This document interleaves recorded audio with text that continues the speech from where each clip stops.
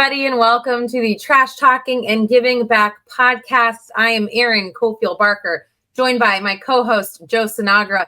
He gets it done at Myers Waste and Recycle. He's got a job title, but I instead like to say that he gets everything done. Podcast host, you cut the checks, you make sure people are working, put out fires that come with working at a business. Exactly. Literally. A little bit of everything. Little bit of everything. Every day is a new fun day. What's been new over there? It's been really, really hot here, and I can't imagine my garbage, like my garage. Even the 3-year-old was like, "It stinks in here." So I can't imagine what it is like for your guys right now. Yeah, it's really hot, and the guys get to start a little earlier when it's this hot, and we take precautions for the guys, liquid IV stuff, and more going out. Jeff has been out on the road visiting with our employees on routes, giving them Gatorade and water and stuff like that. It's been really hot, so thankfully I'm an office guy, so it's been a little cooler for me inside here. Yeah, you've got that heat pump in your office. I've seen it. But That's so great that Jeff just goes out and bops around. And usually when you're working, you'd be like, oof, I don't want to see the boss. But they're probably so relieved when they see Jeff coming down with a nice little ice chest full of Gatorade and things like that. Exactly. And it brings up an interesting thing. You see all these concerts and everything going on around town. And I know you've recently been to a show. I recently been to a show, and it got me thinking about concert etiquette. And the show I went to, people sitting directly in front of me were talking the whole show, like making small talk, just like, oh, what's going on, this or that. And I know you mentioned you had etiquette of people standing up. So what is the concert etiquette? I really don't know. So I went to a concert, and it was actually it was me and 6 girlfriends, and a lot of them were wanting to stand up and dance, and we weren't in the pit. We were up, on the second level. And I felt bad for the people sitting behind them. Right. And so as a group of girls, we were very divided on what is appropriate. Right. Most of them were whatever, we're at a concert, get up and dance. But sitting right behind them at one point, it was a dad and his daughter who was probably 11, and they're just here trying to enjoy their, it could be her first concert. And so I ended up we had kind of weren't totally even in our paid for seats. And so I actually went to them and I'm like, hey, do you guys want to come sit over here instead? And so that made me feel better to solve the problem. But I don't know, because they're not wrong in being we paid for our seat and we're at a concert and we want to dance, but you can't help but not just feel bad for the people sitting behind. Or same thing, I went to Shelburne Museum for Jason Mraz one year, and people behind me were on a first date and just chit-chatting. And I actually ended up saying something. I think I was pregnant at the time, so they got hormonal Erin. And the guy was so rude back. And I wasn't even that mean, but I was just dude, you guys mind? We came here to listen to the singing, and his response was really rude. Just go on YouTube and listen. And it's all right, well, I didn't pay money to go on YouTube and listen. But I don't know what the right answer is, or where do you draw a line on what's appropriate and what's not? Did you say something? Yeah, but why is the concert any different than a sporting event? You're at a baseball or football game, and people are standing and yelling and chit-chatting and everything. So a little double standard sometimes. I mean, a little bit, but at a football game, and people, they're not standing and yelling the whole time. When a big play happens, they might get up. And so I don't know, maybe it is a double standard, but I feel that's more acceptable than if you're at a concert and they're just standing up dancing the entire time, because now suddenly you paid for a seat, but you're having to stand. And maybe the solution is they make designated dance sections and sitting sections. And so you don't have to worry about it. Well, once again, Erin, we proved that if the world just make us king and queen, we would solve all the problems of the world. Right. And I mean, I'm having empathy for people, right? My girlfriends were kind of I love all of you if you're listening, because they know I do this podcast, and they might be. But I was guys, I feel bad for the people. And they at one point got and went down to another group of people that were dancing 4 rows ahead of them to give them high fives, because they were so pumped that they were also dancing. But then the wheels fell off, and someone spilled a drink on someone's head, and there was a lot more that went down at this concert. But we are anxious to hear what people think, and maybe leave us some comments or shoot us notes on what you consider the proper etiquette. Talking though, like not cool. Like Yes. but for in That's between. what happened at our show. Two guys in front were just nonstop talking bass. The whole show, like not even listening to the show. Yeah, not like, oh, I love this song. Like it Right. reminds me of this. Just like, yeah. See that to me, that's where it's kind of like, all right, which friends got yelled at for that too. But I just sat there with my Michelob Ultra and was like, okay. Anyway, let's bring in Tim Smith, who is our guest today, because maybe he's got a little opinion on this. I know he's the mayor of St. Albans, but for longer than that, he's been the executive director of the Franklin County Industrial Development Corporation. So he's kind of a public figure too, right? So I'm curious to hear his take because I wonder if he'd be kind of like me, where it's like, I don't know, I feel bad. We got to kind of like do the right thing here. Tim, what have you had any bad concert experiences with dancers in front of you, or are you a dancer at concerts? I don't know. I was going to say, Erin, as you were speaking, I was like, no one has to worry about me dancing in front of them. You know, I think Joe might be in that same group. I'm with you, but Tim, I do see you often at your St. Albans Music in the Park at Taylor Park there. So I see you out there mingling. Yeah, no, we started the concerts 2 weeks ago, and I always admire those people that can get up and dance in front of the band and just have two of them. I need a pack that I can sort of infiltrate and get in the middle of it, so I'm not so subconscious. But do you do like the dad like sway a little bit? But even like concerts in the park are great because it's like it's not like stadium seating where it's like you have no choice and you're like stuck in a seat. At least there it's like people can get up, go up front and dance if you want to dance, and then sit if you relocate. You can set your chair up wherever you want. You know, you can be on the side and do the dancing. So yeah, it's not quite the same at all. But no, I was so frustrated. I was literally sitting at the concert, and this is a whole nother topic for you, Joe. Like, what time is it appropriate to still like text or call people? And I was like, I can't forget that this is a thing I want to talk about on the podcast. So I sent Joe an email from my seat at the Chris Stapleton concert at like 10:30 at night. Like, Joe, people standing at concerts, we got to talk about.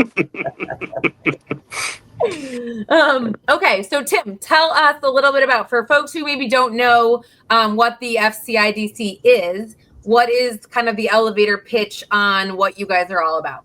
Sure. So there's 12, we call them regional development corporations throughout the state of Vermont, short RDC. So we all 12 do things a little bit different, but for the most part, we're all about strengthening the economy in our regions. So for us, for Franklin County Industrial Development, we spend a lot of time developing industrial parks, attracting new business. And when I say business, it's more on the value-added manufacturing as compared to retail. Although I think we'll get into our mission has changed a little bit, but for the most part, we're all about strengthening the economy through working with business and strengthening the workforce as well, which is a little bit more difficult now than it was in the past for a variety of reasons. So that's what we all do. There's 12 of us. We meet monthly. We interact with the state. We like to think of ourselves as a one-stop shop for business. So if someone's starting a business, they're growing a business, we try to assist them in their mission as well. So now, Tim, talk about, I know in Franklin County, we've been seeing a lot of growth happen over the years, and a lot of it is, employers both expanding, but also coming to the region. Talk a little bit about some of your success stories. You've seen some great growth in places like Georgia and St. Albans. Yeah, I just went to the Greater Burlington Industrial Corp annual meeting last night, and they had a placard on the table which says that Franklin, Grand Island, Chittenden County is responsible for 43% of the economy of the state of Vermont. So it gives you an indication of what the impact in Northwest is. Obviously, Chittenden is a driving force with that, but we've been very fortunate. We're on the board of Canada, as everyone knows. So our success has been with attracting Canadian businesses that want to be, I don't know if that's the case anymore, but, but we, We had a great history over decades of attracting Canadian business, and the one that comes to mind is Peerless Clothing, which you're familiar with, Joe. 450 employees, one of the larger private employers, and they distribute men's clothing, mainly suits, sport coats, around the country. I think they are responsible for about 95% of the men's attire in the state of, or excuse me, the country. So that's been, and that we recruited them before my time to a 1,500 square foot space, and now they're in a 300,000 square foot building that houses 4.2 million suits, and they distribute both direct ship and to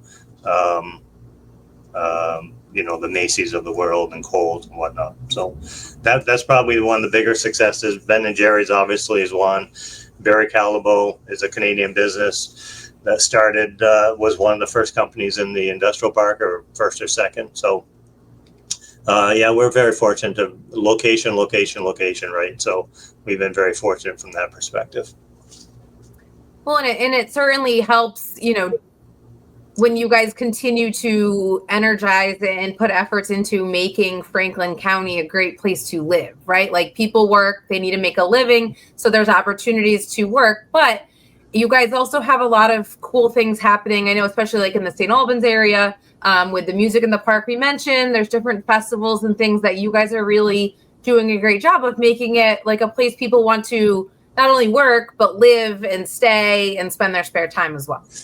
I'm chuckling, Erin, because that's you nailed the promo. I mean, it was that's exactly what our mission changed 4 years ago to more because it's difficult to find employees, companies to find. So we shifted our mission a little bit to more of a place-based economic development. So to your point, we worked with communities. We do grants that we like to think of them as catalysts for moving projects forward. There's a number of them going on now, and they're small grants, $10,000 for the most part, but it really kickstarts a number of other projects to move forward. And our theory is that people will want to live in Franklin County. The more people that can live here, it's better for our employers to have access to a workforce that they can grow their business. So you nailed it. We were talking music. I think you could find a free concert in Franklin County almost any night of the week. East Fairfield, St. Albans, Highgate, Swanton, Enosburg. I mean, there's the summer. If you want music, Franklin County will, and at no charge for anyone. So Tim, you have a couple exciting projects that are going on through FCIDC, Brigham Academy and some other projects. Maybe bring people up to speed on some of that. And I know we have some photos too to go along with it. Yeah, sure. Brigham Academy, which is on screen now, the individual, Peter Bent Brigham, was a native of Bakersfield, and he left Bakersfield when he was 18 years old, went to Boston and hit it big in real estate. And he set aside money to create a high school for the town of Bakersfield. Just interestingly, he is also the Brigham in Brigham Women's Hospital. So he donated a significant amount of money in Boston as well for that hospital. So it's that connection. My sister was there for a while, so it's interesting for me to see that connection to Franklin County for sure. But the building's been vacant for the most part, on and off, for about 30 years or more. And we're working with the town of Bakersfield, along with Northwest Regional Planning and Kathy Lavoie, to try to housing's a big issue, right, in the state. So we're trying to convert that building to 16 or 18 units. We've done some preliminary work. We've awarded a grant to Bakersfield for that as well, to do some architectural stuff. So still in the preliminary stages, but we're optimistic that something will be happening with that building in the near future. Perfect. And then another project that you guys have going on is up in Enosburg Falls. Sure. In Enosburg Falls on Main Street is a Pearly block. And once again, when we talk play space, this was a building that was vacant for 5 or 6 years. We bought the building, we renovated it. And what you're looking at now is we raised the roof on the back part of the building to add 4 apartments. The building will have 12 apartments, 2 retail spaces, and 4,000 feet of office space, all occupied at this point, and that was not the case 3 years ago. This is how it looked before we bought it. So we've managed to flip the building, not flip, but turn it around in the sense that it's productive. It's on Main Street. So we're trying to, that place base where we try to bring people to the community, let them see what the smaller towns of Franklin County have to offer. And I think this was a prime example of doing that correctly. Well, and I think that's such a big thing because everyone, right, especially in Vermont here, you drive through a lot of small towns. And I think one of the most charming things about Vermont is when you discover these like cute little small towns with a really vibrant downtown area. But then on the flip side, it's unfortunate, but there are downtown areas that have fallen on hard times or look a little bit like rougher and that they need some help. And so you guys, being a corporation or a group that really tries to help, right, dig out of that bad spot for places and make it feel like it's not such a difficult project. And hey, we're gonna like help you get there and do what we can. I think it's really great. Yeah, I think you're seeing that in many towns. Swanton being one. Joe, I don't know if Green Mountain Bistro is a new restaurant that's really hit it out of the park, along with a bakery there, the Ace Hardware store. So downtown Swanton's not nearly what it was 3 years ago. It's improved extensively, and people are going to Swanton now for the restaurant, for the bakery, for the concerts. So they've seen some growth in their downtown activity. So those are the successes that we like to see. We're hoping that's going to be the case. I think it is the case for Enosburg. And, after we finish with the Pearly Block, we'll be looking for some other opportunities as well. Now, Erin, in front of that Pearly Block building just a couple weeks ago, they had a cow pup bingo on the street. So if you've never been, Erin, it's a fun event to go to. I've definitely never been. I think Tim might have been a few times. Well, I mean, what is it? So they mark out, 150 squares on the main street in Enosburg, and it's fenced off, and you can buy a square with your number on it, which might, 1 to 150. And then they let a cow, after feeding him extensively, and I don't know if there's some laxatives in there or not, but they let the cow loose in that square, and wherever the cow plops, his first plop would be and it has to be the majority of the plop in your square, you would win the winnings, which I don't know how much it is, but that's like a standard for the Dairy Day Festival in Enosburg. I mean, that's amazing. It's like roulette, like cow poop. Yeah, exactly. Yeah, roulette, kind of. You pick your number, and yes, oh my God, I did not know such a thing existed, but that is amazing. And if you drive down the street for months later, the markings are still on the road. So, the squares are still on the road, so you can see it. So yeah, it's great.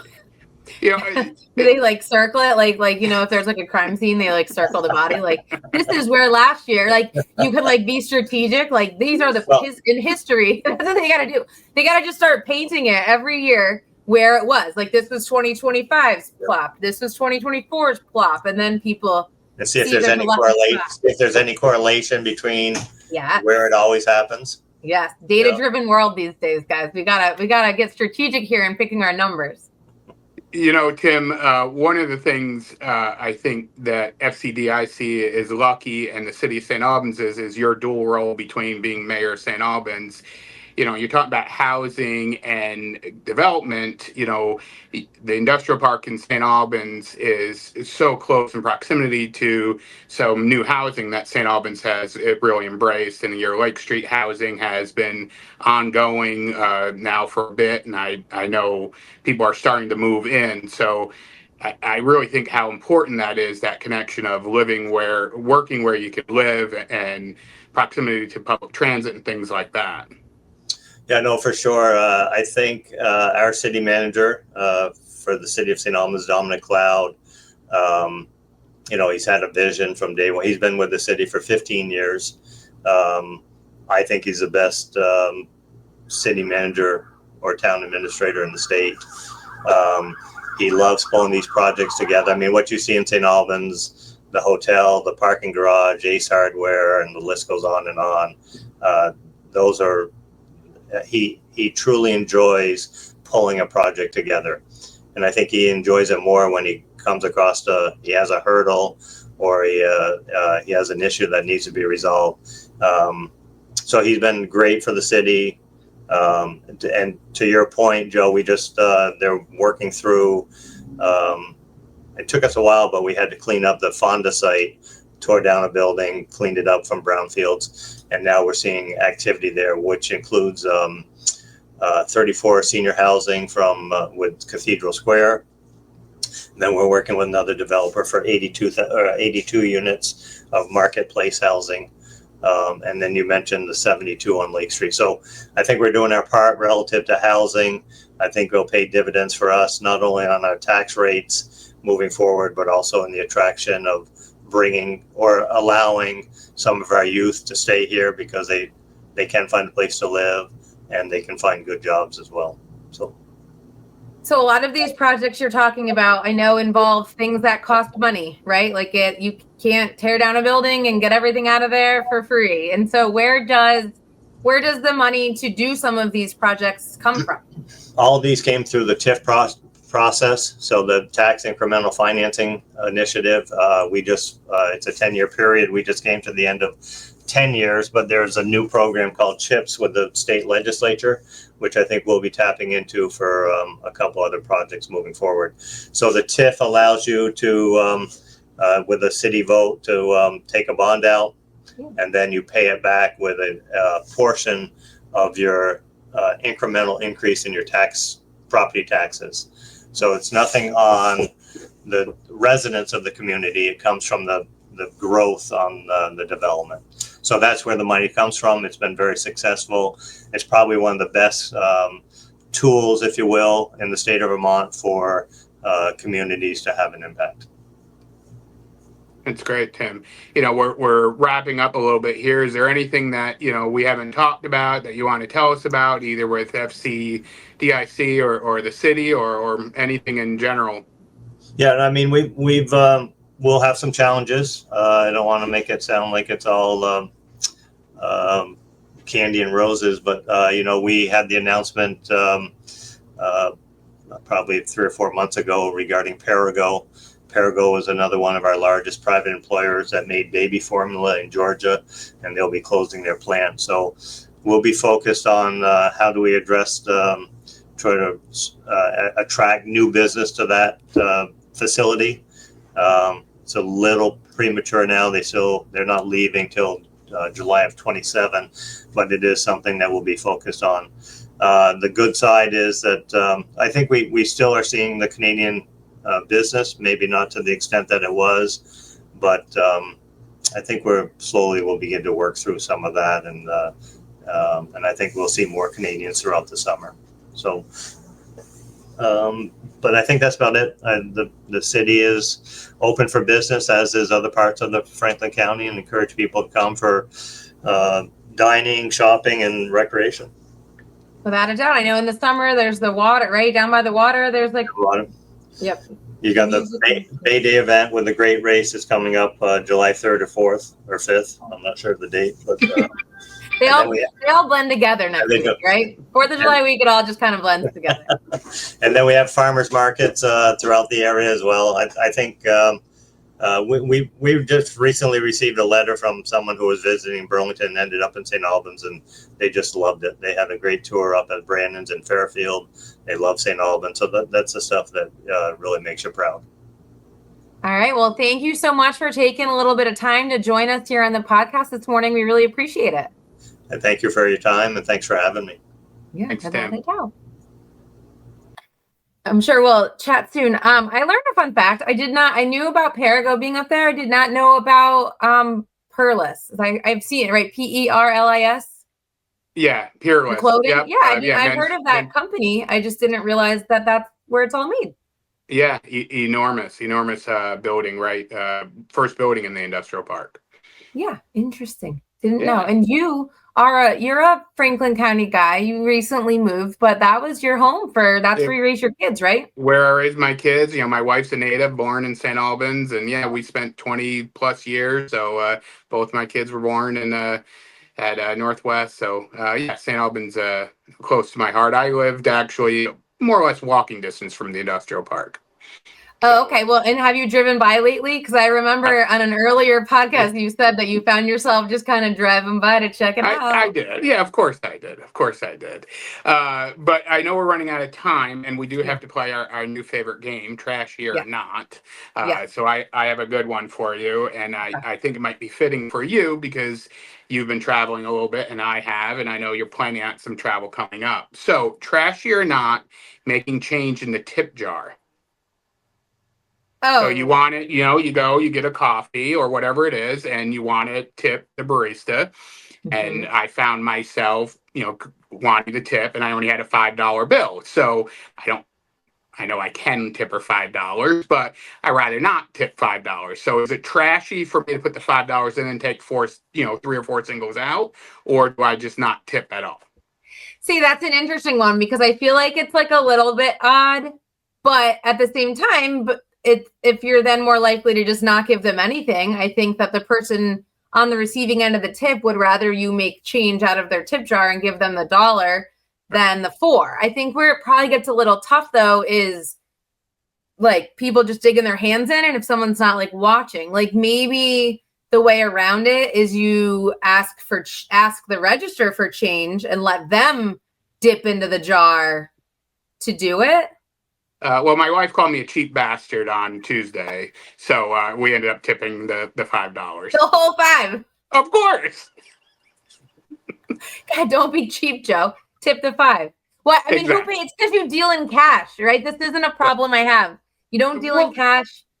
You don't have to but you always, you go away. You got to make sure you have, small bill. Well, you stay in a hotel, so you got to have small bills for, the housekeeping, and then the valet. You need small bills there. So, I make a point to have some small bills. So, small bills in my world are 1s and 5s. I was gonna say, I'm gonna let you fib to all of our listeners and viewers here, but we both know that you don't only carry small bills. Or if a small bill is $100 bill, then that's great. But I experienced for the first time, they had a QR code to tip housekeeping in the hotel. I never had that. Huh. So where I get my nails done, sometimes they have they have like their Venmo scan codes. Yeah, which actually I appreciate. I didn't, but I appreciated that. So you're saying not trashy or trashy taking? I think it's kind of I think it's trashy, but it's trashier to not tip if it's a service where you should be tipping. So it just depends, I guess, what level of trash you want to be. I think our game, we might have like a trash meter. Yes. How far up?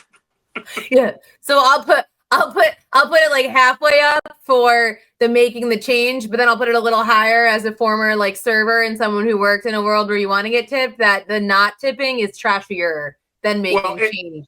And I almost brought it up because the statute of limitation is gone, but my in-laws used to work at the chocolate factory in St. Albans, what Tim was just talking